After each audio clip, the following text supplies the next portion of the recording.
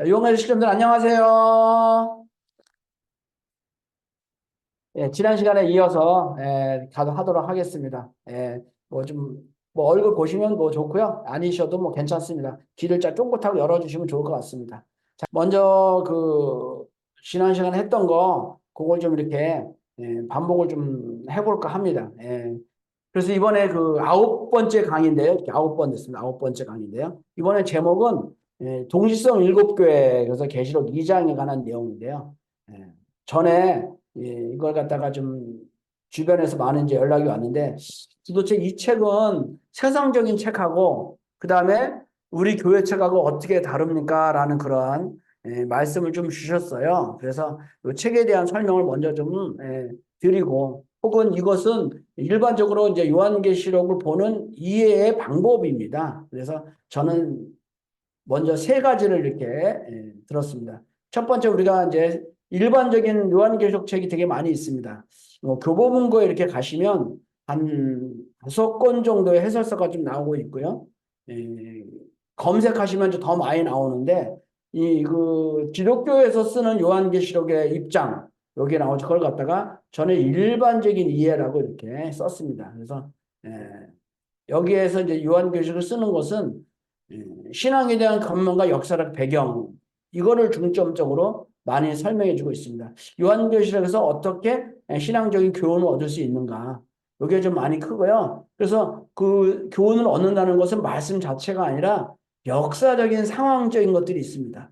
그러니까 하늘의 계시를 받는다고 해서 전혀 생소한 것을 받는 것이 아니고요. 기존의 역사적인 것을 들여와 가지고 그것을 현재 상황하고 결부시켜서 이게 예언을 하고 있습니다. 그래서 뭐 계시를 받았다고 해서 우리는 보통 영적 계시 받았다고 하면 뭐 새로운 것을 막 얘기하잖아요. 뭐 독특한 거, 근데 생소한 거 이거를 얘기하는데 사실은 요한계시록은 그렇게 기록되어 있지는 않습니다. 근데 가끔 하늘 보좌 같은 경우는 그런 경우도 있는데 그 하늘 보좌에 관한 내용도 가만히 보면요. 그 전에 옛날에 썼던 성경 가운데 에스겔서나 다니엘, 이사야 이런 데에 이렇게 다 들어가 있어요. 그것을 다시 한번 끄집어내 가지고 그 시대와 상황에 맞게 재구성했다라고 얘기할 수 있습니다. 그래서 요한계시록에 쓰여지는 그 관점은요.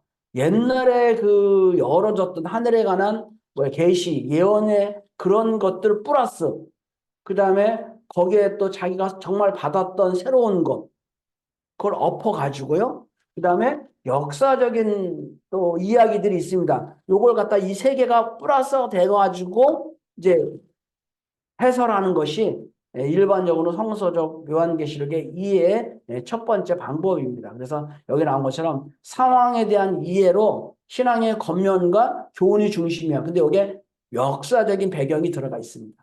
그래서 저는 사실 역사적 배경을 되게 좀 중요하게 생각하는 그런 하나의 신앙인 중에 한 사람이거든요. 그래서 그 역사적 배경을 위해서 기독교 것도 많이 참조를 했습니다. 그래서 일반적으로 우리가 요한계시록 책은 어떻게 다릅니까? 라고 얘기하면 결국은 뭐 은혜를 중심으로 예언을 이해한다기보다는 교훈을 많이 찾으려고 역사에서 이런 성취감이 있었습니다. 라는 것을 보여주려고 많이 얘기하는 것들이 첫 번째 우리가 시중에서 만날 수 있는 요한계시록 책이라고 얘기할 수 있습니다.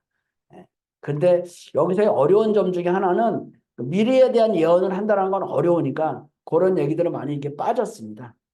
교훈적인 얘기들을 많이 집어넣죠. 그리고 이제 두 번째 요한계시를 접근하는 방법 중에 하나인데요. 이게 여기 나와 있죠. 비유와 상징으로 이해한다. 이게 이제 우리가 얘기하는 그 유사 종교죠. 지금 신흥 종교들이 좀 기독교로부터 한 단계 업그레이드 됐다라고 얘기하는 건 그렇지만 이제 그러한 교파라고 생각하는 분들이 요한계시록을 보는 입장입니다. 그래서 그 성서에도 이제 그런 얘기들이 있긴 있습니다. 보면 성경에 비유로 되었다. 이제 그걸 하나 갖고서 이제 그걸 갖다가 잡아가지고 한번 찾아볼까요? 마태복음 13장에 이렇게 보면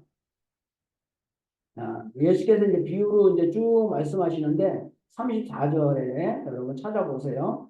응? 자, 34절에요. 14년 34절에 여기 나오죠. 마태복음이고요. 마태복음 13장 34절입니다. 예수께서 모든 것을 우리에게 비유로 말씀하시고 비유가 아니면 아무것도 말씀하시지 아니하였으니 라고 했거든요. 그러니까 성경 전체가 다 비유로 쓰여져 있다라고 하는 겁니다. 그래서 이 비유는 쉬운 것도 있고 어려운 것도 있습니다. 근데 쉬운 거는 그냥 우리가 성경 뭐 씨 뿌리는 비유는 쉽잖아요. 우리 마음의 밭에다가. 응? 씨라는 것은 뭐야? 말씀이 신전에 뿌려진다. 이거 쉬워요. 근데 어려운 것들이 있습니다. 여기 나오는 것처럼 뭐 일곱 머리 열 뿔. 이게 계시록이 사실은 중심 주제거든요. 이게 핵심인데 이건 어렵잖아요. 그래서 어려운 것도 있고 쉬운 것도 있는데 어려운 것은 뭐냐? 여기 나오죠. 성경이 미스터리하다는 거죠. 암호 문서이기 때문에 이거는 누구도 볼 수 없도록 닫아놨다. 이게 참 이게 어려운 겁니다. 이게 그렇기 때문에 이 암호 문서는 누군가가 한 사람이 풀어야지만이 알고 있다. 그래서 이 비유와 상징을 풀어야 된다. 그래서 우리가 이 비유와 상징을 풀었다. 그래서 이제 비유와 상징에 대한 예를 갖다가 두 가지를 예를 들어놨습니다. 이게 자연에 관한 비유, 불, 나무. 여러분 이거 딱 하면 불이 뭡니까? 불은 말씀. 나무는 뭘까요? 나무는요. 나무는 뭘 비유한 걸까요? 자, 그래서 맨 여기 청에서 나무는 보통 사람을 비유한 겁니다. 그러니까 찔레나무는 어떤 나무였어요? 찔레나무는 사람들에게 자꾸 어떻게 돼요?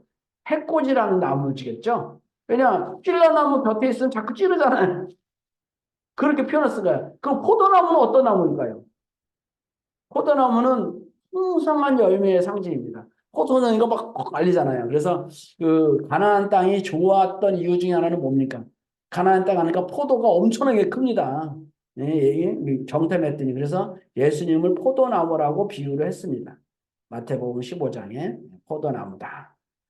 이렇게 푸는 거죠. 이제 좀 여기서 더 나아가면 해가 나오고 달이 나오고 별이 나옵니다. 해, 달, 별은 뭡니까? 이걸 갖다가 이제 뭐 진짜 해상의 비유를 공부하지 않았던 사람들은 해는 진짜 해라고 생각하고요. 달도 진짜 달이라고 생각하고요. 별도 진짜 별이라고 생각합니다. 야, 이게 참 이게 중요합니다. 사실은요. 우리가 그 옛날에 그 우리가 천동설 시대에 살았을 때는 이게 진짜라고 생각을 했었거든요. 해달별이. 근데 이제 지동설로 바뀌면서 성경도 좀 바뀌어야 되지 않습니까? 라는 관점에서요. 그 비유와 상징을 이해하기 시작했어요. 그래서 해라는 거는 우리가 막 그 뭐야? 그 야고보서가 아니죠.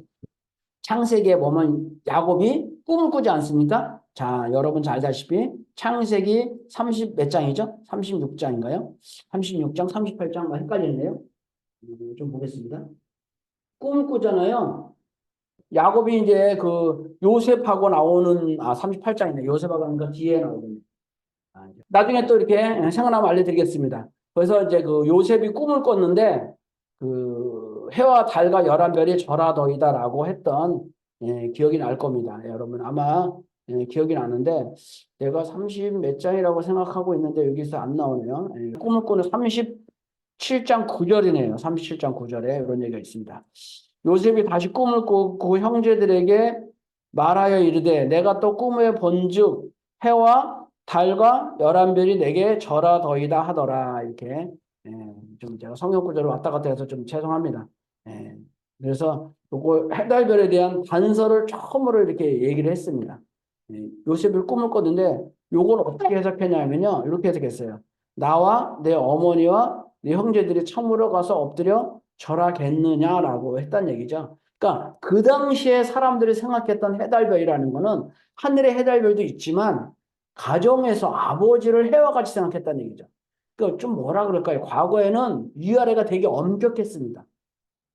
부모와 자녀의 그 사이가 지금처럼 이렇게 뭐 친근하거나 그렇지 않고 엄격했기 때문에 그런 의미에서 봤을 때 하는 어머니와 아버지를 해와 달로 이렇게 비유해서 얘기했습니다. 자, 그래서 해는 뭐 외적인 지도자, 달은 내적인 지도자. 뭐 이렇게 생각을 하고 있습니다. 이것까지는 요걸 이렇게 딱 얘기하게 되면 야, 그렇게 해석하는 종교는 좀 특별한 종교입니다. 일반적인 기독교에서는 그렇게 보지는 않습니다. 자, 그렇다면 구름은 뭘까요? 구름은 우리는 뭐 히브리서 12장 1절에 이렇게 얘기하지 않습니까? 허다한 증인들과 같이 있으니. 그래서 구름이라는 것을 우리는 예, 타락한 백성이 거듭나면 구름이 된다. 그래서 이 구름 타고 오시는 분이시다라고 우리가 해석을 하지 않습니까? 예, 그런데 이 구름을 다르게 해석하는 이게 얼마 안 되죠. 다르게 해석하는 분도 있습니다. 그래서 이런 비유를 하나씩 풀어가는 겁니다. 그것이 하나의 계시록을 풀어가는 단서라고 생각해서 이렇게 계시록을 해석하는 그런 단체들이 있습니다. 그리고 이제 더 나아가서 좀 더 중요하면 계시록에 나오는 그 뭐라 그럴까요? 그 상징들이 있습니다. 뭐 촛대, 붉은 용. 촛대는 뭘까요? 1장에 나오는데요. 촛대는 교회입니다. 교회. 교회가 촛대라고 해석을 하고요. 붉은 용은 사탄 같죠, 아무래도요. 사탄. 뭐 일곱 머리 열 뿔. 요거 나중에 좀 뒤에 가서 배우도록 하겠습니다. 그래서 다 이건 뭐냐? 인물에 해당하는 겁니다. 어떻게 보면. 촛대는 사람과 관련된 그렇게 해서 이제 뭐 비유로서 요걸 알아야지만이 계시록을 알 수 있다. 그래서 비유와 상징으로 풀어가는 방법 중에 하나입니다. 그래서 요것을 되게 많이 강조합니다. 네, 사실은 요거가 그러면 이제 우리가 얘기하는 요한계시록을 이해하는 그건 또 어디에 있을까요? 이 책은요. 책은 한 단계 더 나아가서 비유가 가지고 있는 의미와 상징을 좀 알아야 됩니다. 그래서 저는 여기다가 아까 지난번에도 말씀드렸는데 이게 지난 시간에 얘기했습니다. 우리가 어떤 섭리를 보는데 두 가지의 방식이 있습니다. 일상적으로 보는 방식이 있어요. 섭리의 중심으로 해서 결국은 요한계시록은 재림 주님을 증거하는 책입니다. 근데 그것이 시간적으로 쭉 돼 있어요. 쭉 시간적으로 쭉. 그걸 갖다 우리가 뭐냐 일상적인 접근 방법, 크로노스적 접근 방법이라고 합니다. 그래서 사실 우리가 이제 그 참부모님의 그 노정을 우리가 공부할 때도 보면 언제 태어났고 언제는 뭐 했고 그 다음에는 뭐 했고 이게 시간 연대기 순서로 쭉 공부하지 않습니까? 그걸 갖다가 우리는 크로스적 접근 방법, 일상적인 접근 방법이라고 합니다. 그래서 섭리가 그렇게 쭉 흘러갑니다. 그런 방법이 한 번 있고요. 여태까지 뭐 김혜란 목사님하고 뭐 정시구 박사님도 책을 두 권을 썼는데 그 썼던 책의 방법은 일상적인 섭리적인 흐름의 박중 방법이었습니다. 그러나 이 책은 어떻게 접근합니까? 이 책은요. 이 책은 좀 다르게 사건을 중심으로 삼고 접근하게 됐습니다. 어떤 사건이 어떻게 일어났습니까? 왜 재림 시대에는 이런 일이 일어납니까? 거꾸로 얘기하면요. 재림 시대는 어떤 일이 일어나야 재림 시대일까요? 예언이 성취돼서 일어난다고 해도 재림 시대는 아니에요. 재림 시대는 전과 후가 좀 달라야 되잖아요. 자, 예를 들면요. 우리가 시대 구분을 보잖아요. 선동설과 지동설의 변화는 우리에게 어떤 걸 가져왔을까요?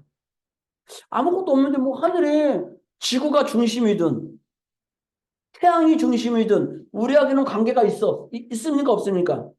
별로 없죠? 왜냐면 자고 일어나면 태양이 뜨는데 아이고 지구가 돌면 어떻고 태양이 돌면 어떻습니까? 밥 먹는데 지장이 전혀 없어요. 그렇다고 해서 내가 뭐 연봉이 올라가는 것도 아니고 그렇지 않습니까? 그런데 그것을 문제 삼은 사람들이 있어요. 누가 문제 삼아요? 조금 더 머리를 확대해 보면 태양 중심에서 지구가 중심, 지구 중심에서 태양이 중심이 됐다는 얘기는 뭡니까? 태양이 가만히 있는데 지구가 이렇게 도는 거잖아요. 동그란 거고요. 그러다 보니까 어떤 사람이 생각한 거예요. 야, 그렇다면 떨어진다라는 개념이 달라지는 거예요. 우리가 지구가 평평할 때는 당연하게 어떻게 돼요? 위에서 여기서 이렇게 툭 하면 떨어지는 거잖아요. 근데 지구가 동그랗다면 어떻게 돼요? 여기서 사는 사람도 있을 거 아니에요. 그럼 여기서는 어떻게 떨어집니까? 어? 올라가는 거죠. 여기서 이렇게, 이게 떨어지면 올라가는 거잖아요. 문제가 돼야 안 돼요. 문제가 되죠. 생각해보면요. 그러니까 지구가 평평할 때는 당연하게 이렇게 뚝 떨어지잖아요. 근데 지구가 동그라면 여기에 사는 사람은 이렇게 보면 이렇게 이거 이상하다. 그걸 처음으로 먼저 생각한 사람이 누굽니까? 그게 뉴턴이에요. 왜 지구가 사각과 위에서 왜 떨어지지? 그거는 우리가 단편적으로 생각하는 건데 당연하게 누워있어서 사가 떨어지는데 왜 그때 머리에 사고는 어떤 사고가 있었냐면요. 지구가 동그랗다라는 거예요. 근데 나는 위에가 아니고 밑에 살고 있는 사람은 떨어지면 밑으로 떨어져야 되는데 다 동그란 사람들은 다 이렇게 떨어지잖아요. 그러니까 거기에 머리가 생각이 바뀌는 겁니다. 야, 그렇다면 지동설적인 전환은 뭘 의미하지? 아, 거기에 또 뭐 하나? 이걸 끌어당기는 힘이 있어야, 아, 지구가 이렇게, 위에서 사고가 이렇게 떨어지겠구나. 밑에서도 떨어지겠구나. 그것이 지금의 우리가 얘기하는 고전 물리학을 만들어 놓은 겁니다. 뭐 연력학, 제1법칙, 제2법칙 다 있어요. 그 법칙이 있어 만들어 아이튼의 그 만유 원력이죠. 만유 원력이 생긴 다음에 그 다음에 뭐예요? 거기서 뭐가 출발합니까? 이제 근대과학이 출발해가지고요. 점점 발전해가지고 산업혁명이라는 것이 생겨나는 겁니다. 사고가 천동설과 지동설의 파고는 아무것도 아닌 것 같은데 거기서부터 생각나는 거예요. 왜? 그래서 만약에 지구가 중심이라고 생각한다면 다 모든 것은 인력에 관계된다라고 생각하면 어떻게 돼요? 여기서 이제 예측이 가능해져. 어디서 어디를 간다. 별이 어떻게 뜬다. 왜 우리가 하늘을 쳐다보냐 하면요. 예측할 수 있으니까 쳐다보는 거. 예측하려고. 우리가 그렇잖아요. 야, 오늘 지금 몇 시야? 뭐가 약속이 있는데 예측하는 거 아닙니까? 미리 알고 싶어 하는 것들이 있거든요. 우리가 이 성경을 배우는 것도 뭐냐? 예측하는 거예요. 자, 그렇다면, 자, 재림 시대는 어떠한 일을 하면 좋을까요? 그걸 예측하는 겁니다. 똑같으면 재림 시대라고 얘기할 수 없잖아요. 그냥 주님이 와서 세상 다 멸망시키고요. 우리를 구원해 주는. 그렇게 생각하는 것이 뭡니까? 일반적인 이해예요. 근데 두 번째, 비유와 상징을 생각하는 방법은요. 멸망시키는 게 아니고요. 그거는 부심판은 말씀의 심판이고요. 그렇죠? 뭐 거기 나오는 거 있어요. 이런 것들은 이런 겁니다. 나름대로. 근데 그게 도대체 왜 그러면은 말씀 심판은 왜 해요? 이렇게 질문할 수 있겠죠. 그러면 하나님 예언의 뜻이 이루어지기 때문에 합니다. 에이, 그거는 너무 좀 그렇잖아요. 말세 심판을 하는 이유는 뭡니까? 거기에 하나님의 뜻이 있어서. 왜? 타락한 것이 말씀을 어겨서 타락을 했기 때문에. 말씀을 어겨서 타락했다는 의미는 뭐예요? 말씀을 잊어버렸기 때문에 인간이 완성할 수 없어요. 완성할 수 없다는 얘기를 사회과학적으로 보면 인간이 행복하게 살아갈 수 없어요. 우리의 사회가 더 좋아질 수 없습니다. 그런데 주님이 오셔서 새로운 말씀을 주니까 내가 더 행복해질 수 있고 우리 사회가 더 좋아질 수 있다는 것이죠. 우리가 자연을 중심 삼고 우리가 더 많은 법칙을 알고 그걸 잘 해석하는 이유는 뭡니까? 수많은 자연 재해로부터 벗어나기 위함이죠. 오늘 물어보잖아요. 여러분 가정은 어떠세요? 우리 가정은 처음에 항상 뭐 물어보냐면요. 핸드폰으로 물어봐요. 오늘 날씨 어때? 오늘 날씨 알려줘. 그러면 나오지 않습니까? 그러면 오늘은 온도가 오늘은 15도예요. 아침에는 뭐 3도고요. 오후에는 22도입니다. 아침엔 춥고 오후에는 해 뜨니까 좀 따뜻하구나. 그래야지는 내가 옷차림에 대해서 대응할 수 있잖아요. 오늘은 비가 온다 그럽니다. 그러면 우산 가져갈 수 있고요. 비가 안 와도 우산 대응하기 위함이거든요. 어떻게 보면 예측하는 거니까. 그 마찬가지로 우리가 계시록을 공부하고 우리가 말씀을 공부하는 거는 예측하기 위해 내가 어떻게 천일국의 시대 가운데 하나님이 예비한 하나님의 나라 가운데 어떻게 하면 다 갈 수 있을까? 근데 거기는 여러분이 잘 알다시피 돈으로 가는 것도 아니고 그렇죠. 사랑과 이런 걸 가는데 꼭 그것만 있는 건 아닌 것 같아요. 그래서 재림 시대라는 것은 큰 역사적인 물질로 봤을 때 어떤 의미가 있는지 그거를 공부하는 것이 뭐예요? 우리가 얘기하는 요한계시록의 가장 큰 핵심이라고 얘기할 수 있습니다. 지난번에 요거 얘기. 그래서 우리가 보는 입장에서는 사건을 중심 않고 요한계시록을 해석한다라고 얘기할 수 있습니다. 자, 그럼 지난번에 이어서 계속 보겠습니다. 지난번에 2장 공부했었는데요. 여기 나오죠. 2장에서는 7교회가 나옵니다. 왜냐하면 1장에서 계시가 있었습니다. 계시의 중심이 뭐냐면 7교회에다가 편지를 전하라. 그 편지의 내용은 딱 두 가지입니다. 재림이 언제 올 것인데, 그쵸? 그것을 기록을 해가지고 남겨야 되기 때문에 전하라고 얘기했습니다. 그래서 여기 나오는 것처럼 변화의 핵심, 이거. 그래서, 뭔가 자꾸 이 얘기가 나오는 이유가 뭐냐면요. 계시록의 가장 큰 사건은 저는 뭐라고 생각하냐면요. 일곱이라고 생각합니다. 그게 가장 큰 사건 중에, 제가 진짜 쭉 여태까지 말했던 핵심이거든요. 재림 시대가 오면 크게 6가지의 사건이 생기는 거예요. 일곱인이라는 얘기는. 일곱인이 변하는 거죠. 그러면 이것을 증거하기 위해서 계시록은 1장부터 5장까지 준비되었다라고 얘기합니다. 왜? 큰 사건이 일어나기 전에 뭔가 준비되는 과정이 있어야 되니까요. 그래서 이 근원과 배경을 설명하다 보니까 이것이 어디서 나왔습니까? 일곱이는 5장에 있는 어린 양으로부터 나왔습니다. 근데 어린 양은 어때요? 4장에 하늘문이 열렸기 때문에 왔다라고 저게 설명을 드렸습니다. 자, 그러면 4장에 하늘문은 왜 열렸습니까? 열렸던 원인이 있습니다. 왜냐하면 하늘은 함부로 뭐 아무 때나 열리고 그런 거 아니잖아요. 나에게 계시가 딱 왔어요. 갑자기 꿈을 꾸거나 갑자기 영계에 입성을 해서 왜 갔습니까? 나에게 뭔가 특별한 사건이 있기 때문에. 그렇지 않겠습니까? 이 시대에도 마찬가지인 겁니다. 갑자기 하늘이 딱 열렸다라는 것은 무언가 하늘이 했던 것이 끝났다라는 얘기죠. 그래서 저는 이렇게 썼습니다. 하늘이 열린 이유는 뭡니까? 한가위 시대가 지나간 거예요. 어떤 사건이 지나갔기 때문에 새로운 역사가 시작되어진다. 지나갔던 역사가 뭐냐? 그 신약의 역사였다. 그래서 앞으로 그 예수님께서 이제 여기 십자가에 돌아가시고 나서 앞으로 기독교가 어떻게 지나갈 것인 것을 예언한 것이 일곱 교회다라고 얘기합니다. 그래서 여기 나오는 것처럼 계시록 2장과 3장의 일곱 교회는 메시아가 오시기 위한 탕감의 역사다. 이렇게 볼 수 있습니다. 탕감의 역사다. 그래서 제가 지난번에 얘기했지만 계시록 1장을 한번 보면요. 여기 쭉 계시록이 맨 뒤에 있습니다. 맨 뒷장에 1장에 보면요. 여기 나오죠. 자, 너희가 여기 쭉 나오는데 지금 있는 일과 장체될 일을 기록하라. 그래서 이제 이걸 갖다 쫙 보여줘. 그래서 몇 번이나 반복하고 기록하고 보여주라고 했어요. 이 이유가 뭐냐면 이런 것들이 일곱 교회와 이런 얘기들이 앞으로 예수님이 오기 전에 하는 과정이라고 생각하면 됩니다. 그래서 일곱 개가 하나 가정이다. 색깔이 쭉쭉 있는데요. 여기 보면 그러면 요거를 어떻게 우리가 보면 되냐 하면요. 천지 창조는 1일에서부터 시작해서 며칠까지 했습니까? 6일 만에 창조하시고 7일째 되는 날 안식하셨습니다. 맞죠? 그래서 우리는 원리에서는 1, 2, 3, 4, 5를 하나의 하루라고 보지 않고요. 단계라고 생각을 합니다. 1단계, 2단계, 3단계, 4단계. 근데 그 이유 중에 하나는 그 4일째 되는 날에 해달별이 나오니까 그거는 시간적인 것이 아니다라는 근거를 찾아가지고 여러분 잘 알다시피 그래서 단계를 옵니다. 그래서 요 단계별로 똑같이 기록하는 것이 뭐야? 7개 교회입니다. 그래서 천지창조의 시작은 창세기는 에베소 교회입니다. 첫 번째. 지난번에는 에베소 교회는 아브라함의 입장이고요. 초대교회이면서 요겁니다. 요거 지난번에 얘기해서 가장 중요한 처음에 창세기에서 가장 중요한 거는 사랑이죠. 하나님의 말씀을 받았는데 사랑 때문에 타락을 했어요.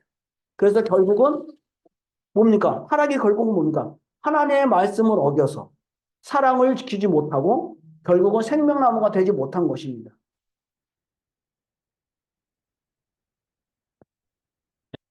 그렇지 않습니까? 이게 핵심입니다. 그래서 이 에베소서는 그 창세기의 내용을 담고 있다.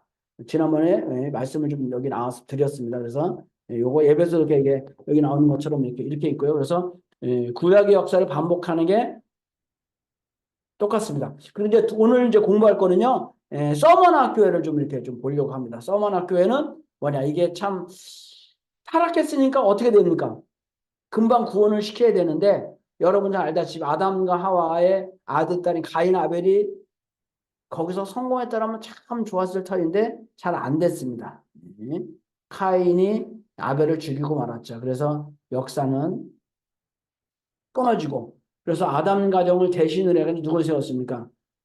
아담 가정을 대신으로 해서 노아 가정을 세웠습니다. 그렇죠? 기억나시죠? 노아 가정도 이루려고 했지만 이루지 못했습니다. 왜냐하면 노아의 그 차자함이 아버지의 믿음을 계승하지 못했기 때문입니다.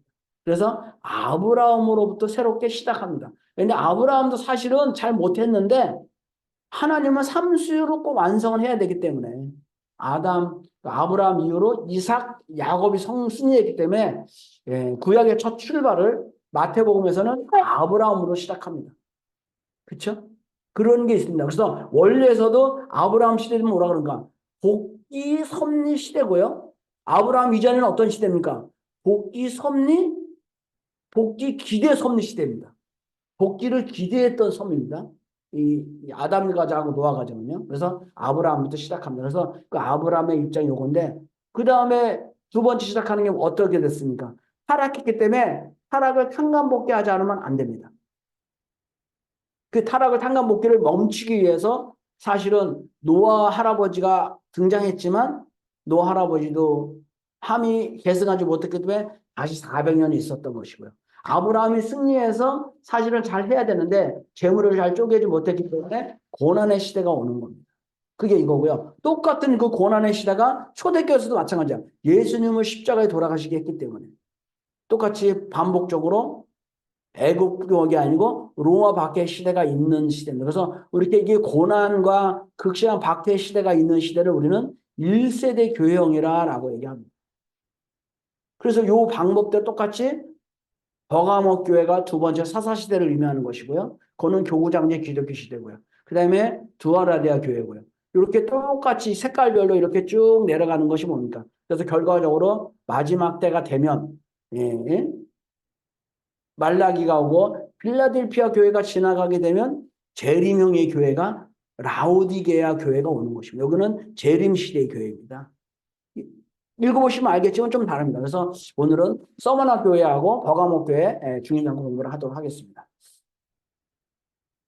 자, 읽었죠? 이거 지난번에요? 이걸 읽었습니다. 예배석 교회는요. 예배석 교회는 창세기에 해당하는 건데 중요한 거는 처음 사랑을 버린 것이고요. 그리고 촛대를 옮겼다는 얘기는 아담계가 쫓겨났다는 걸 상징하는 것이고 이 중요한 게 하나 들어가 있습니다. 니골라 당이 도대체 뭐냐라고 질문이 지난번에 중간에 한번 누가 니골라 당이 뭐냐 하면요. 그 당시에 잘못된 교훈을 가리키는 집단이에요. 나쁜 교훈. 그러니까 똑같이 누구를 믿고 있어요? 예수를 믿고 있어요. 그러니까 니골라 당이 예수를 믿고 있는데 예수의 가르침이 아닌 다른 걸 가르치는 거예요. 이게 니골라에 대한 한마디로 그 당시에 이단이죠, 이단. 그러니까 우리도 이단 별로 이렇게 안 좋아하는데 이단 얘기 많이 듣잖아요. 근데 완전히 다른 걸 가르쳐가지고 초대교회에 틀렸어. 왜냐하면 예수님이 영적인 존재로 오셨다라고 해요. 그노시스 영지주의 같은 거거든요. 그노시스를 해서 예수님이 영적으로 오셨다고 얘기하고요. 어떻게 하나님의 아들이 고난을 받을 수 있냐? 고난을 받긴 받았는데 가상적으로 받았다. 진짜 받은 게 아니라 뭐예요? 헛되이가 와서 그런 이상한 이론을 전하는 그런 단체가 니골라당이라는 단체예요. 그래서 이 행위가 있어요. 그래서 이런 사람들을 갖다가 배척했습니다. 이게는 뭘 의미하냐면 사탄이에요.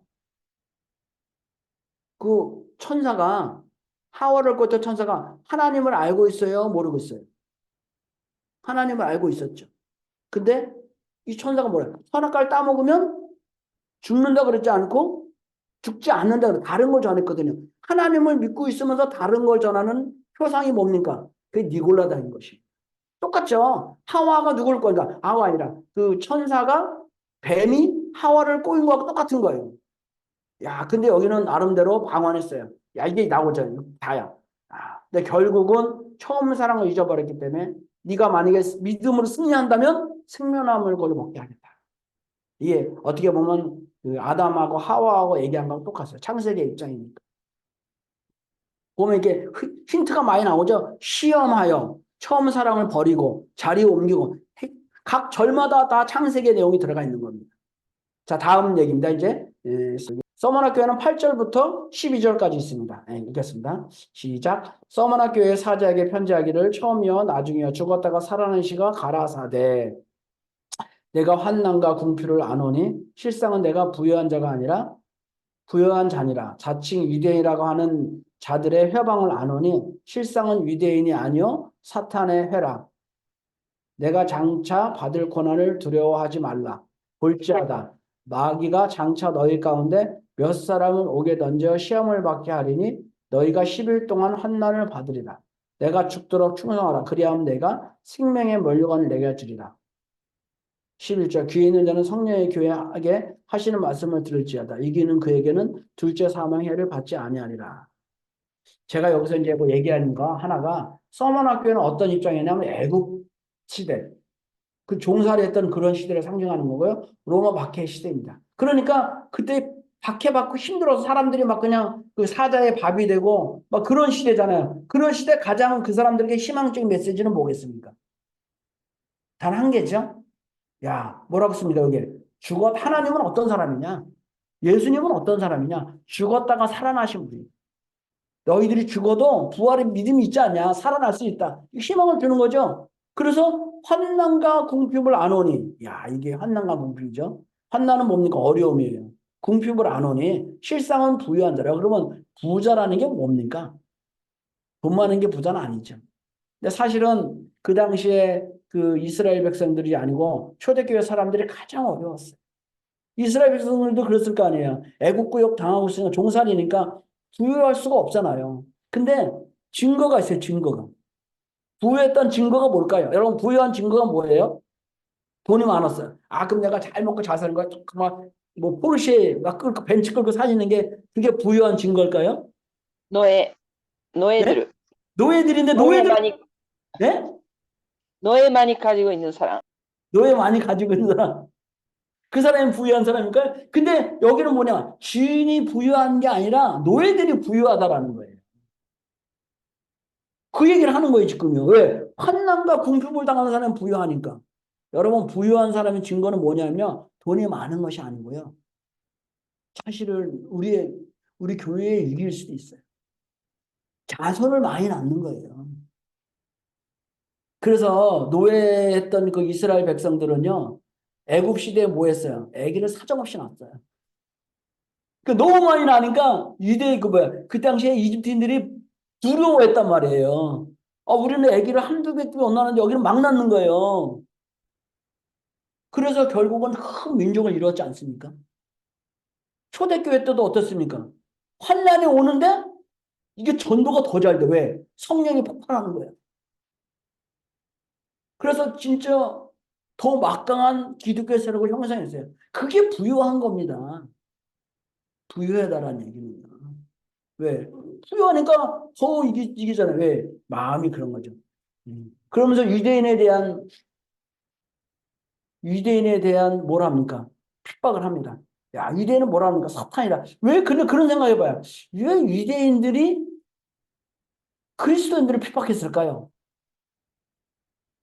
하나님을 잘못 전하니까? 그들은 가지고 있는 그 뭐라고 얘기할까요? 그 당위성이 있어요. 지난번에 다 말씀드렸는데, 유대인들이 생각하는 그 하나님을 섬기는 방법이랄까요? 그 당시에는 신을 중심하고 세계가 형성됐으니까요. 하나님을 섬기려면 어떻게 섬겨야 됩니까?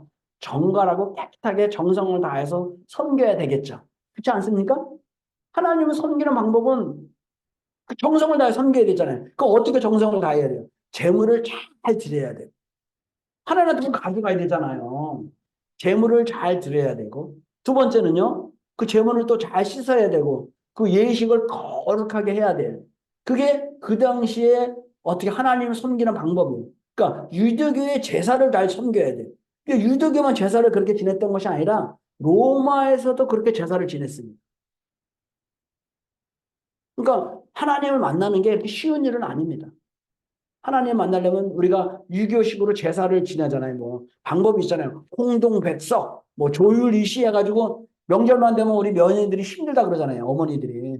근데 그렇게 제사를 지내는 그런 시대였는데 기독이 딱 보니까 어때요? 기독교는 제사 필요 없어. 뭐만 가지고 가면 돼요. 성경책만 들고 가면 돼요. 그리고 빵 열심히 박수 치면 노래 불러요? 하나님 믿기가 쉬워요, 어려워요? 너무 쉬웠어. 말씀도 듣고. 그러니까 유대인들이 봤을 때는 그 기독교는 어떻게 돼요? 완전 이단이야. 그거는 말도 안 되는 종교인 거예요. 저들은 너무나 하나님을 손쉽게 믿고 구원을 쉽게 해주는 사이비 종교라고 생각했던 거예요. 그러나 유대인들은 그거예요. 기독교의 초기 기독교 입장에서는 어떻어요? 예배만 참석하면 은혜가 있어. 말씀을 듣죠? 찬양을 하잖아요. 그러니까 너무나 몸이 좋은 거야. 야, 어떻게 보면 스트레스도 해소되고요. 같이 노래를 부르면서. 노래를 못 불렀잖아요. 그 당시에 문화적인 것이 있었습니까? 문화적인 거 없잖아요. 뭐 생각해요. 지금부터 2000년 전입니다.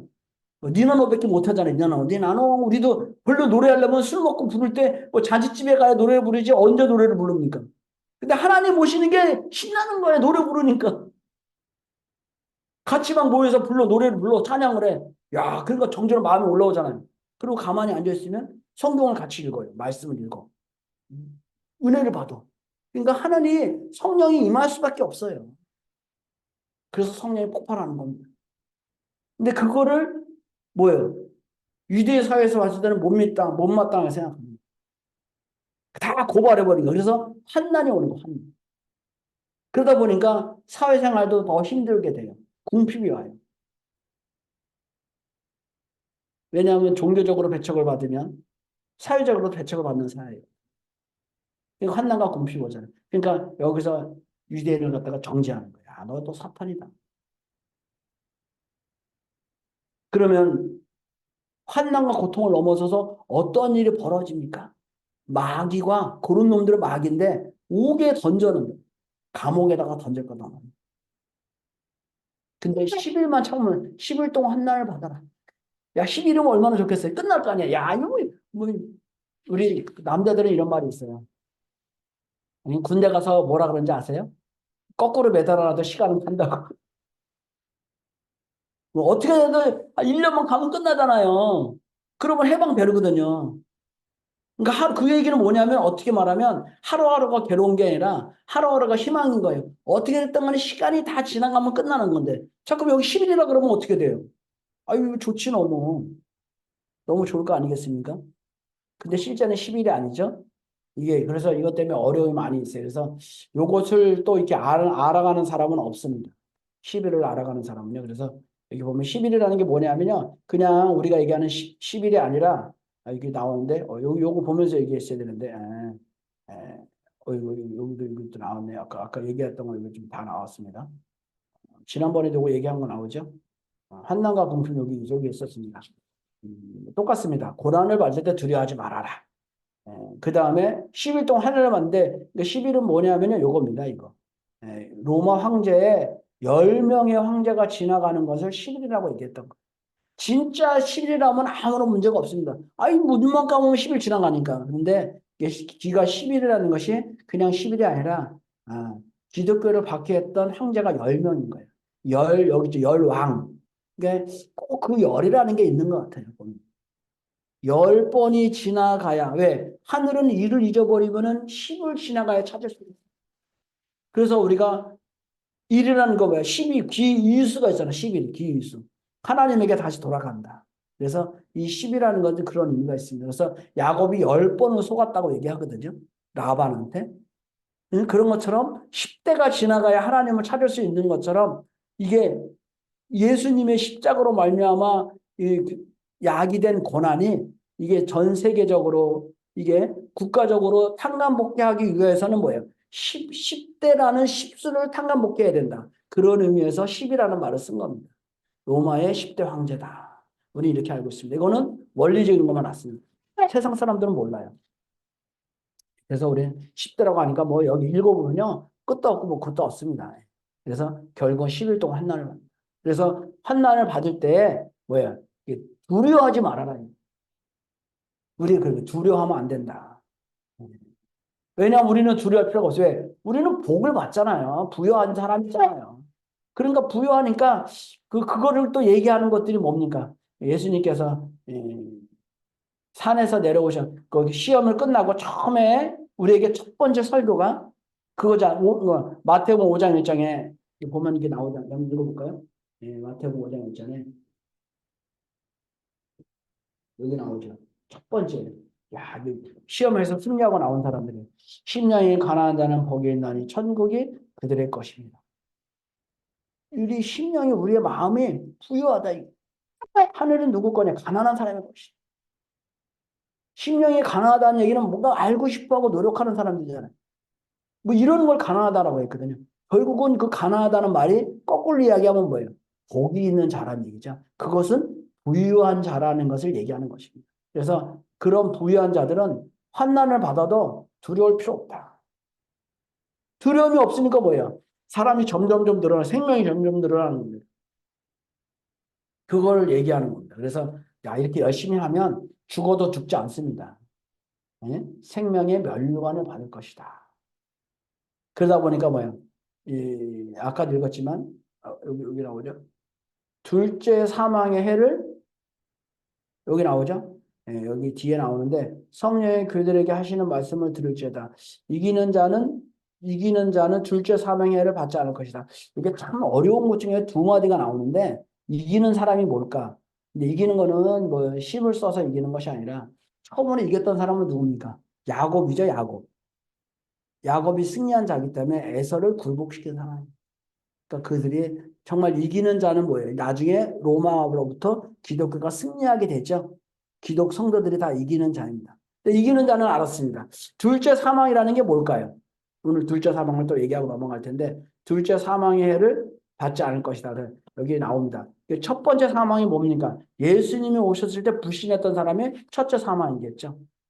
아니 예수님 똑같은 겁니다. 아담이 하나님의 말씀을 믿지 않은 거. 이게 첫 번째 사망입니다. 결국은 하나님의 말씀을 어기는 첫 번째 사망입니다. 그 둘째 사망은 뭐겠어요? 그래서 아담은 하나님의 말씀을 어겼기 때문에 뭐예요? 모든 사람이 다 죽었습니다. 이게 로마서 5장 12절이 그런 얘기입니다. 모든 사람이 다 죽었다라는 얘기입니다. 5장 한번 찾아보겠습니다. 5장 12절.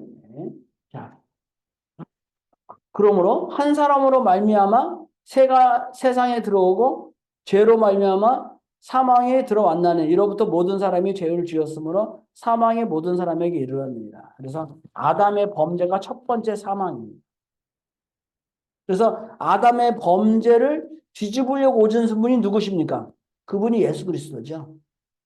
그렇죠? 아담의 범죄를 뒤집은 거예요. 왜?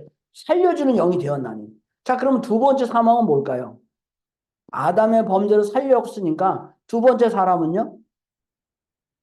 재림주가 오시는 말씀을 부인하는 게 두 번째 사망입니다.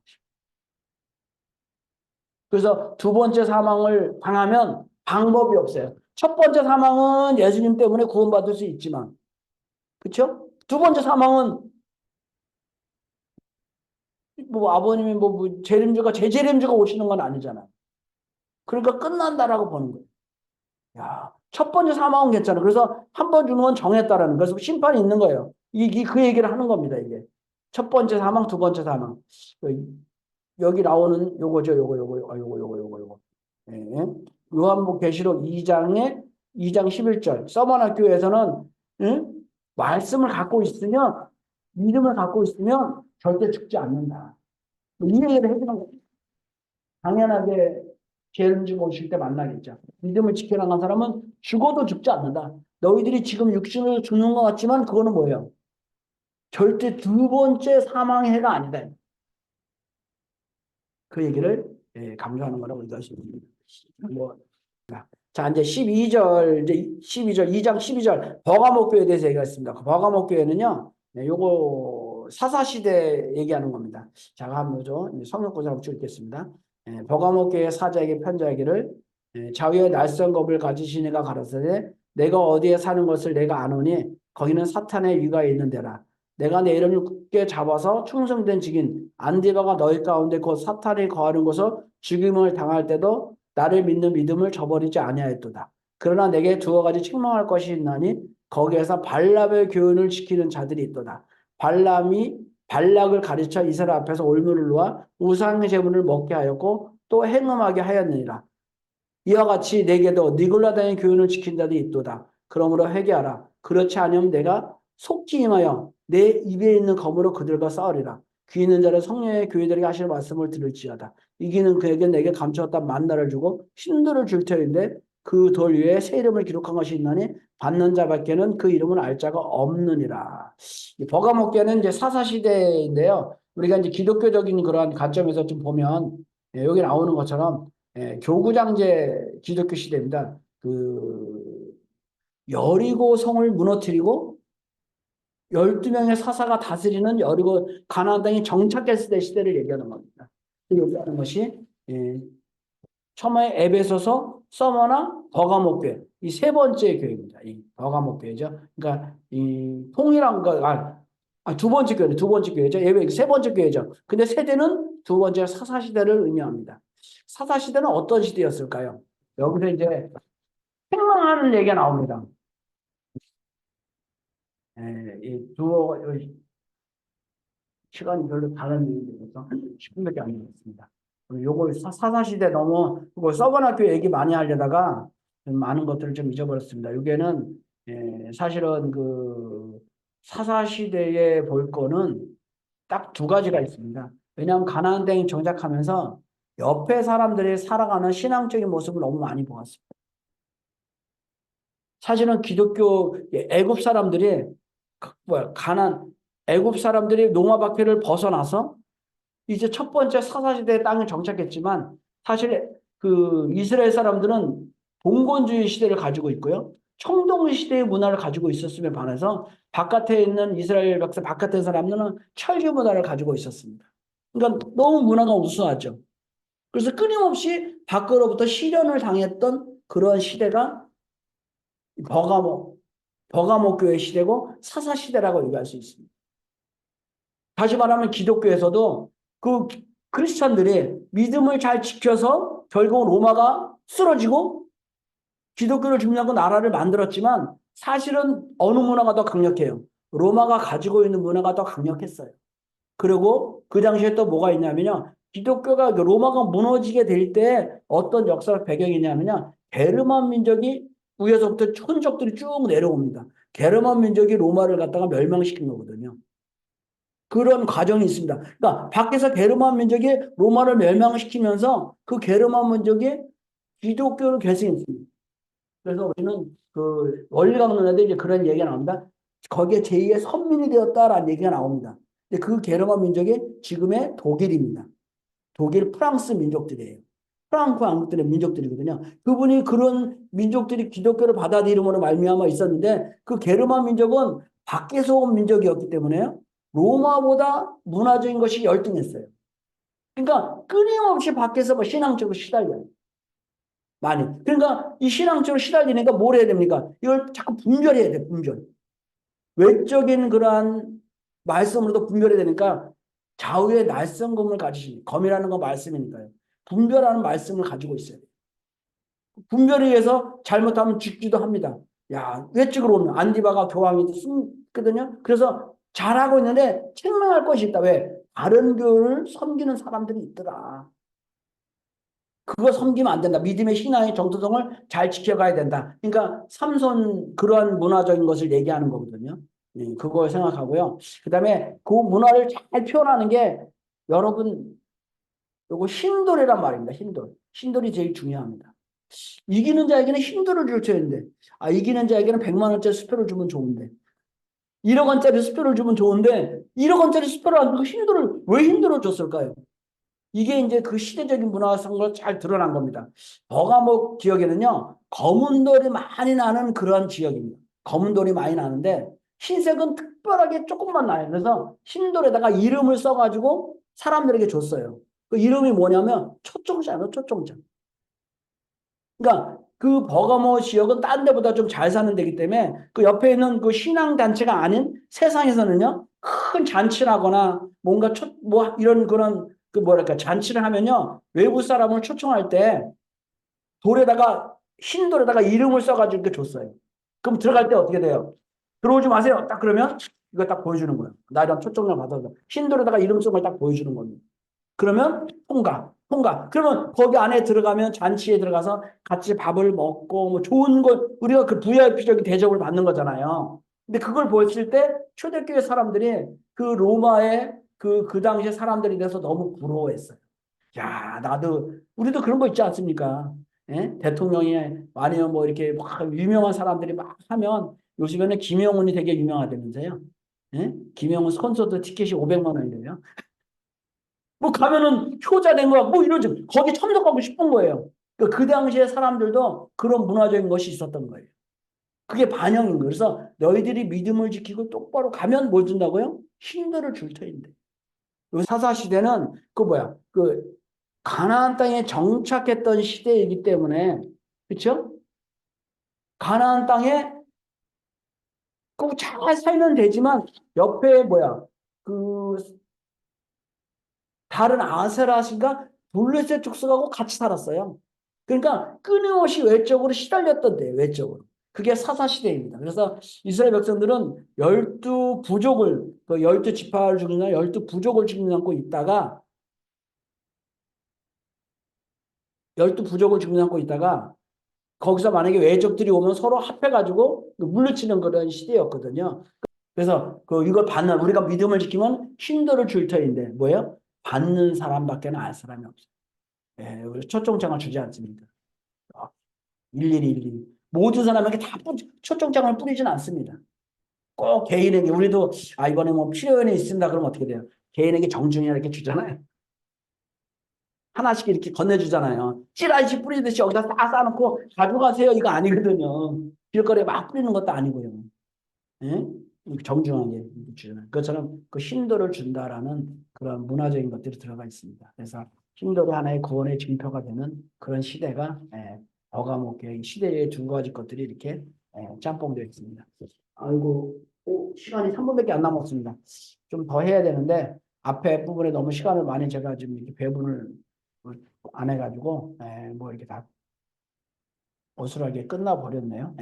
오늘은 뭐 여기까지만 하도록 하겠습니다. 다음부터는 좀 진도를 빨리빨리 해서 재림 시대에 대해서 이게 진도를 좀 이렇게 나가고자 합니다. 오늘은 좀 뭐 이것저것 하다 보니까 뭐 성경도 막 헤매고 37장도 몰라가지고 헤매가지고 막 왔다 갔다 했는데 하여튼 뭐 좀 양해해 주시기를 바라고요. 오늘은 여기까지 하도록 하겠습니다. 예배석 교회하고 예배석 교회 가지는 의미하고 버가모 교회 정도만 제가 말씀을 좀 드렸습니다. 그래서 그 시대가 좀 어렵고 힘들었지만 믿음을 잘 지켜서 하나의 그 재림주를 오게 하는 예수님을 오게 하는 선미적인 하나의 그 예시가 된 것처럼 재림 시대를 열어가는데 중요한 하나의 선미적인 단계다라고 얘기할 수 있습니다. 오늘은 뭐 여기까지 하면 될 것 같습니다. 그러면은 질문 다시 한번 이게 오늘은 질문이 없어서 좀 섭섭하긴 하네요. 제가 막 두서없이 전해서 뭐 그런 것 같습니다. 다음에는 이제 목요일 날인데요. 조금은 하여튼 뭐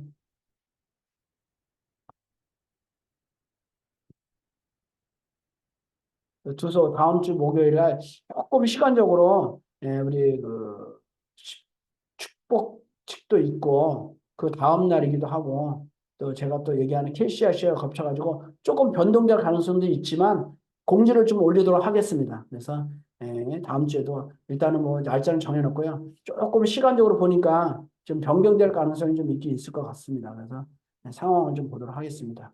하여튼 오늘은 여기까지 하겠습니다. 감사합니다. 한 줄 동안 잘 계십시오. 감사합니다. 감사합니다.